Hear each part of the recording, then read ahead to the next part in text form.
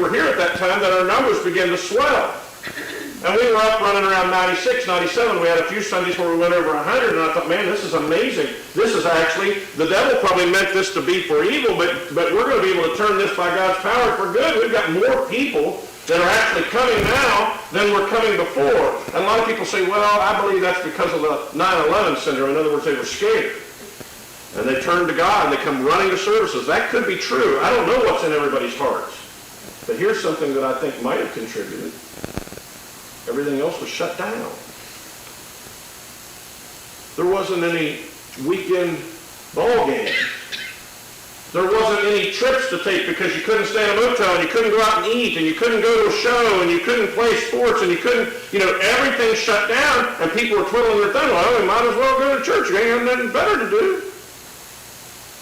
I don't know that for sure, but I would bet that it contributed.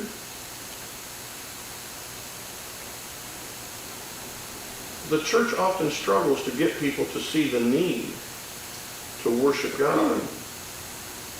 Another reason I think that we struggle with that is because people have this idea of a little dab will do you.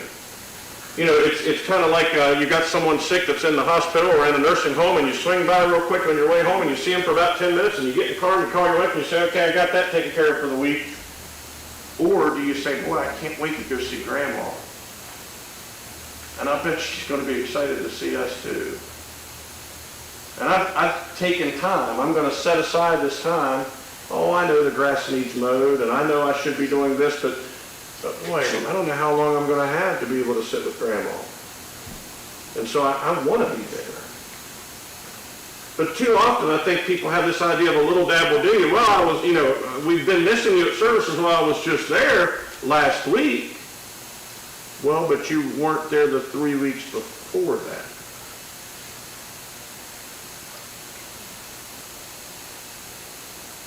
Of course, every congregation is going to have some who are not thrilled with worship. I hear that from time to time. The singing was too slow and the singing was too low. The preacher went too long. It was too hot in there. It was too cold in there. I always find that one interesting. And by the way, I've said that. I'm not trying to, don't go out the door and think, man, I'm not even going to talk to him because he's going to write it down and put it in a sermon. There's times you're too hot and there's times you're too cold. But let's be honest.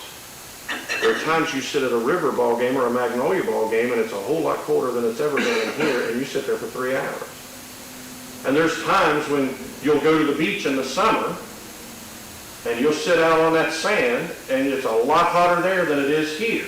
And you'll sit there for hours. And so will I. And yet if that thermostat gets just a little warm, I start saying, boy, they have it too hot in there today.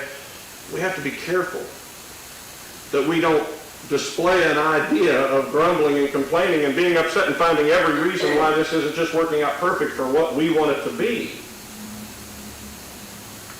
Fewer and fewer congregations are growing, and fewer congregations are doing more. I'm very concerned and discouraged about the fact that I talk to other preachers and other elders, and they say, well, we're not meeting on Sunday nights right now, and ever since COVID, well, why? Well,